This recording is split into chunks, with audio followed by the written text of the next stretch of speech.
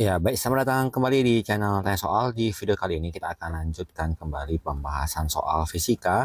Dan bagi kamu yang membutuhkan referensi pembahasan soal, kamu bisa klik link yang sudah kita cantumkan di kolom deskripsi.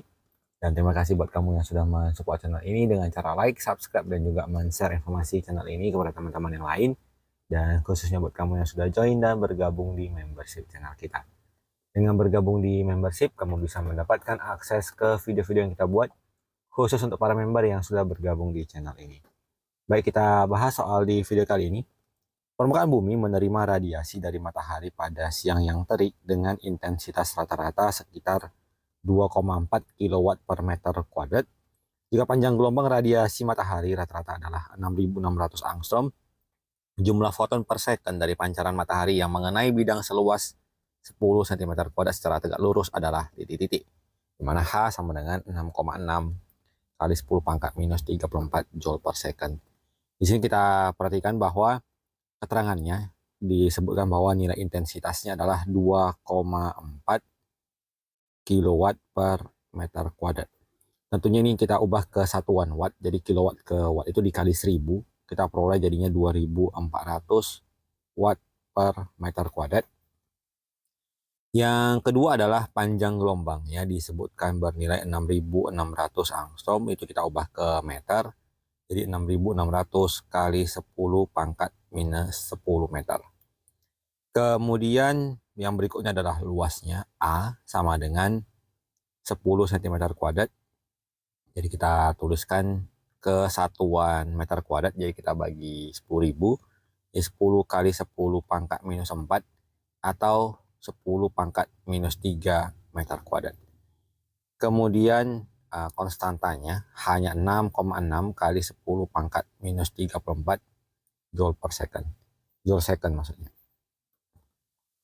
Dari data panjang gelombang dan H, kita akan hitung dulu energi untuk satu foton dengan menggunakan rumus H kali C per lambda. Sehingga nilai energi yang diperoleh kita bisa dapatkan dengan menghitung nilai hanya 6,6 kali 10 pangkat minus 34. C itu adalah tetapan cepat lambat cahaya gelombangnya, 3 kali 10 pangkat 8 meter per second. Kemudian dibagi dengan lambdanya, 6.600 dikali 10 pangkat minus 10. Atau kita bisa sederhanakan ini menjadi 6,6 kali 10 pangkat minus 34 kali 3 kali 10 pangkat 8 per yang ini kita ubah menjadi 6,6 kali 10 pangkat minus 7. Sehingga kalau kita bagi 6,6 dengan 6,6 habis, sisanya angka 3. Kita peroleh 3 dikali 10 pangkat. Kita peroleh di sini angka pangkatnya minus 34, kemudian ditambah 8, kemudian dikurang minus 7, berarti sama aja dengan ditambah 7, kita peroleh 3 kali 10 pangkat minus 19. Setelah kita dapat nilai E-nya, kita akan menghitung nilai jumlah fotonnya menggunakan rumus I sama dengan N dikali E per A kali T. Di mana nilai I yang kita dapatkan tadi adalah 2400. Nilai N yang akan kita hitung, E-nya 3 kali 10 pangkat negatif 19. Luasnya tadi adalah 10 pangkat minus 3. Dan karena di sini disebutkan foton per second, berarti detiknya adalah 1.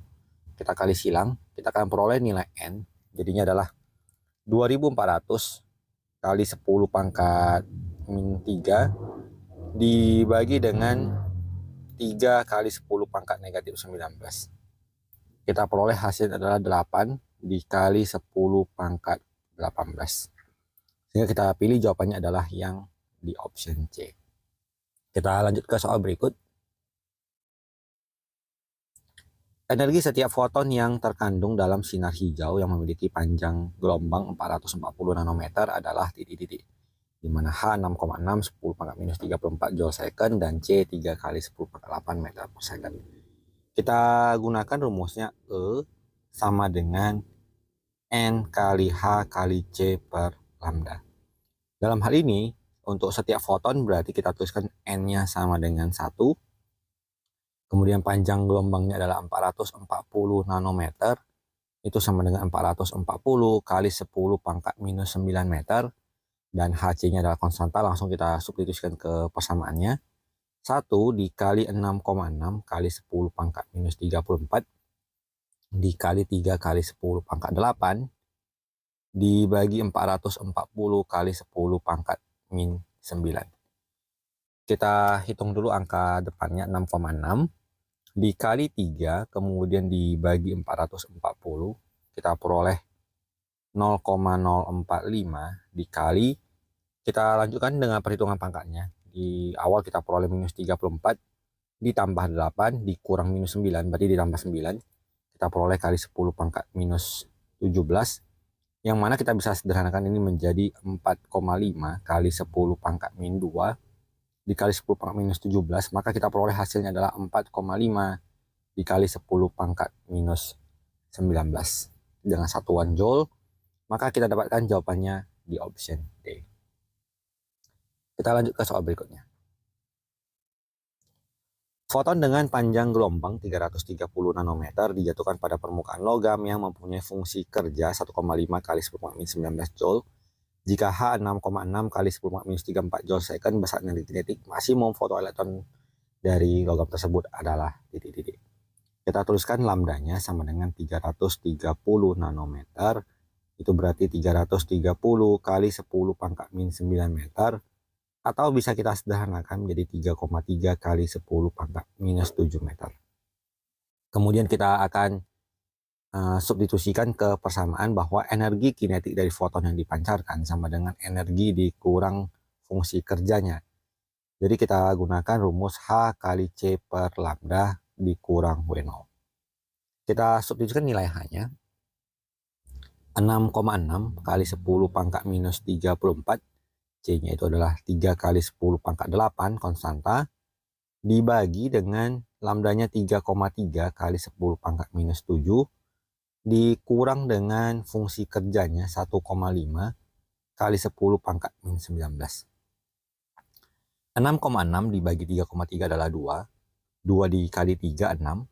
Dikali 10 pangkat minus 34 ditambah 8, kemudian dikurang minus 7, berarti min 19.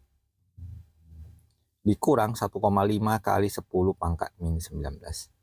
6 dikurang 1,5 adalah 4,5. Maka jawaban kita peroleh adalah 4,5 dikali 10 pangkat min 19. So, kita lanjut ke soal berikutnya. Keping logam yang mempunyai fungsi kerja sebesar 4,5 elektron volt pada permukaannya disinari cahaya yang memiliki panjang gelombang sebesar 380 nanometer. Besar frekuensi ambang logam tersebut adalah titik-titik. Jadi fungsi kerja W0 sama dengan H kali F0. Sehingga kalau kita gunakan nilai W0-nya adalah 4,5 elektron volt, kita ubah ke joule, jadi 4,5 dikali elektron itu adalah 1,6 dikali 10 pangkat min 19, sama dengan nilai H-nya adalah 6,6 kali 10 pangkat minus 34 dikalikan dengan F0. Maka langsung kita hitung nilai F0-nya sama dengan 4,5 dikali 1,6 dikali 10 pangkat min 19, kemudian dibagi dengan 6,6 kali 10 pangkat minus 34. Di sini kita hitung 4,5 dikali 1,6 lalu dibagi dengan 6,6, kita peroleh 1,09. Kemudian untuk pangkatnya adalah negatif 19 dikurang negatif 34, berarti negatif 19 tambah 34 adalah 15. Jadi kita peroleh 1,09 kali 10 pangkat 15 dengan satuan Hertz, maka kita peroleh jawabannya adalah yang di option A. Kita lanjutkan lagi ke soal berikut. Jika panjang gelombang cahaya tampak adalah 500 nanometer, besar energi fotonnya adalah titik-titik. Jadi dengan menggunakan data lambda adalah 500 nanometer, berarti 500 dikali 10 pangkat min 9 meter, hasilnya adalah 5 kali 10 pangkat minus 7 meter. Besar energinya E sama dengan HC per lambda. H adalah 6,6 kali 10 pangkat minus 34. C-nya adalah 3 kali 10 pangkat 8. lalu dibagi dengan nilai lambdanya 5 kali 10 pangkat minus 7. Di sini kita hitung 6,6 dikali 3, kemudian dibagi 5, kita peroleh 3,96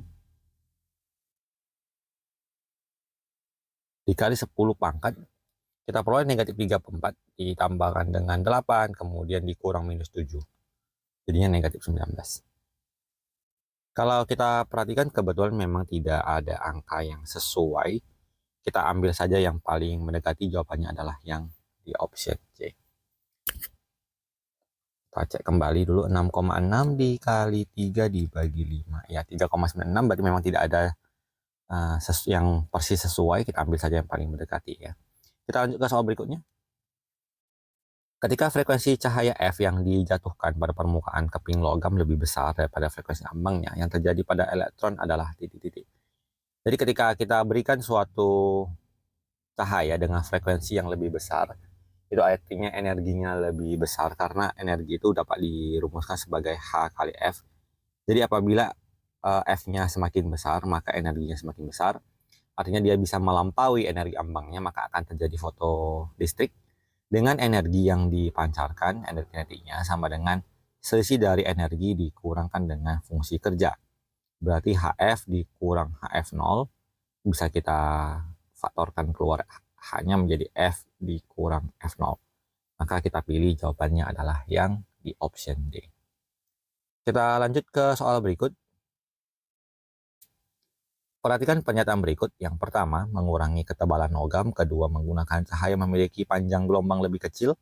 Ketiga, menaikkan intensitas cahaya yang digunakan. Empat, menggunakan cahaya dengan frekuensi yang lebih besar.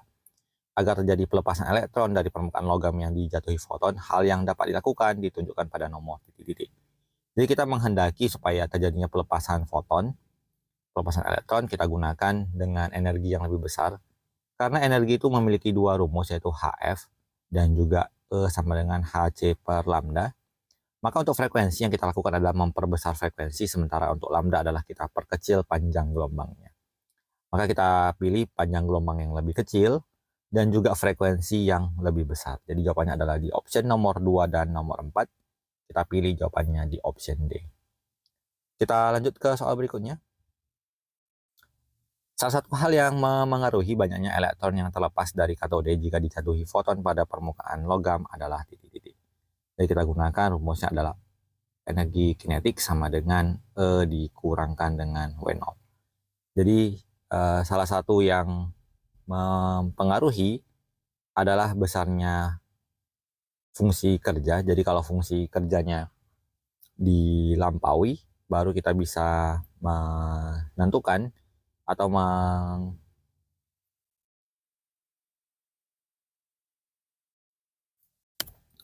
setelah kita tinjau rumusnya ini, bahwa apabila fungsi kerja W0 itu adalah mempengaruhi besarnya energi kinetik dari foton yang terlepas. Jadi yang dipengaruhi dari fungsi kerja ini adalah besarnya kecepatan elektron yang terlepas. Kemudian kalau energi foton sama kaitannya dengan rumus tersebut, jadi energi foton ini apabila semakin besar, dia akan menghasilkan elektron terlepas yang energi kinetiknya lebih besar. Jadi tidak mempengaruhi secara langsung jumlah dari elektron yang dilepas dari efek fotolistrik tersebut. Apabila intensitas cahaya, maka ini adalah hal yang langsung berpengaruh terhadap jumlah elektron yang dilepaskan. Jadi kita akan pilih jawabannya adalah di option C. Demikian pembahasan soal untuk video kali ini. Semoga bisa diikuti dan dipahami. Semoga bermanfaat dan sampai jumpa di video selanjutnya.